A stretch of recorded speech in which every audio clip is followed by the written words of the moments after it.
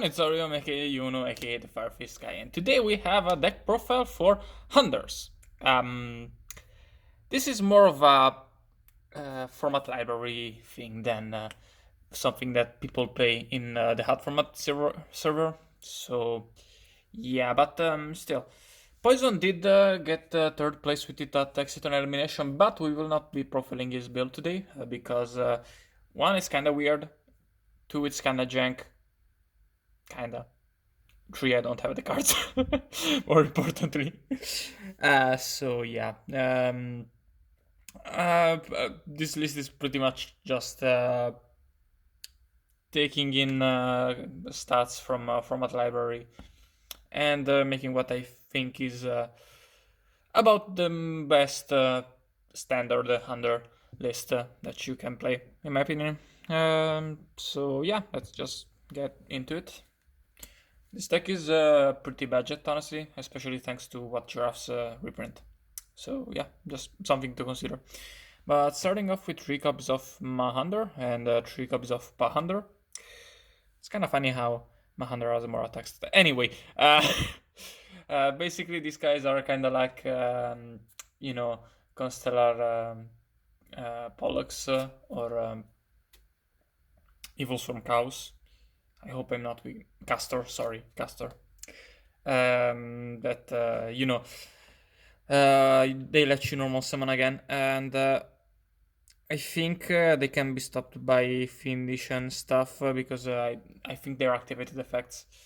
So not quite as good, but yeah, still kind of the basis of the deck. Next, we have 3 copies of Thunder Seahorse. This card is unfortunate.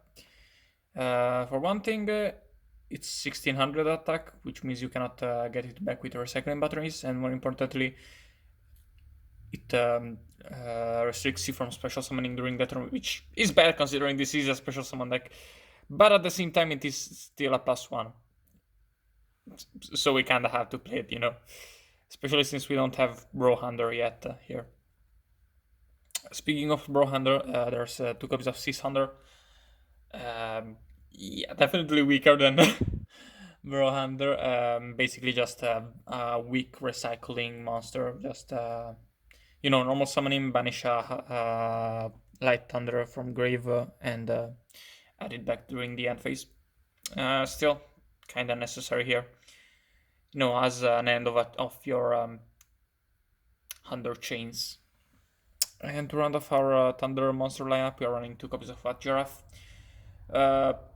Basically, if you attack with, you can attack with him directly, and then for the rest of the turn, the opponent cannot respond to your cards. So makes exit on pretty much impossible to go through, to stop. Same with 101. Really, really strong card. Obviously, we play 2 because Thunder Seahorse can search that way. And then to round off the monster lineup, we are running 1 Honest. Because, it's an all-light deck, or all of our guys are small, we have to go into light monsters in the extra deck, so kind of fits. Going into spells, we're running 3 copies of Duality, mostly to go along with our Thunder Seahorses. You could summon, you could also run card it for the full meme, but I'm not that kind of guy. You could also run Trap Tricks Mermelia to have a good normal summon during the turn you do Thunder Seahorse too, but options. Next we're running 2 copies of MST. I got Hidden Arsenal Chapter 1. I like this.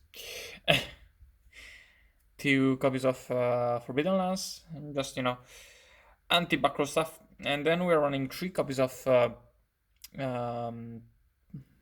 recycling batteries, something like that. Basically Soul Charge of the deck. It lets you add back to Thunder types with 1500 or less attacks. So Mahunder, Pahunder, Seashunder, and What Giraffe. And then 1 copy of actual Soul Charge. Without Traptrix Mermelia in the deck, I don't feel like I would wanna play 2 Soul Charge, 2 recycling batteries. If you were, you could definitely swap these out though. And then 1 copy of Dark Hole. And then 1 copy of Book of Moon. Book of Moon is kind of interesting in this deck because, you're often ending on a very small field. So this does serve as a battle trap. It also lets you run over monsters with your small monsters. So I definitely feel like it has a niche in this deck that that most decks don't need Book of Moon. In this deck, it's kind of fine. Going on to the trap lineup, we're running 2 copies of Finish Chain, kinda same reason as Book of Moon. 2 copies of Breakthrough Skill, for mainly artifacts. 2 copies of Fire Tap, back row hit. 2 copies of Deep Prism, because this deck kinda needs battle traps, and 1 copy of Mirror Force, for the same reason. And then, the standard bottomless compulse, torrential, and solemn warning to round off our main deck here. Moving on to the extra deck, we are running 1 copy of Constellar Omega. We're also running 1 M7 in case you want to stack it on top, like if you've run out of materials or need the bigger beater.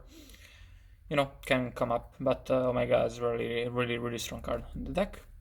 1 Paladinamo for removal, since all of our guys are light. 1 Tsukuyomi for turn 1 plays, sometimes pretty good. Definitely one of the more cuttable cards in the extra deck. M7 can also definitely be cut. Then 2 copies of 101, because, this deck can make a mean 101. Hard to respond to after Giraffe. So, same reason why we ran 2 copies of Exiton.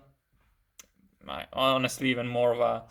Honestly, this deck has the strongest Exiton in the format, even stronger than Evil Swarms, in my opinion. Because they cannot respond with it even with monster effects. So yeah. Then, Dweller, Rhapsody, and Black Sheep, standard stuff. And then we're running for other stuff, Ragnar Zero, just good one. Diamond Direwolf, pops back rows. Maestroke, kind of an interesting slot, could definitely be cut, but it's decent to summon him under back rows. Because if the backrow skill or Trapeze Up or Nightmare finish your 101, it gets cucked. If you instead use Maestroke effect, you still get someone with a bit of protection. So that's his niche in the format. It's a very small niche, but rank 4 only decks can use it. And then we are running 1 copy of Cowboy to round off the extra deck. Stuff you could also consider. Crazy Box is something I'm usually a fan of, but in this deck, because we're running 2 Lance, 2 MST, 2 Wiretap, not that necessary. There's also possibly 2nd copy of Omega. You could play Negus to Emerald. You could play Heart and Reiko. Seems pretty good. But yeah, that's it for Hunters. That's it from me. Leave a like, subscribe, join the Discord, leave a comment, all that good shit, and goodbye.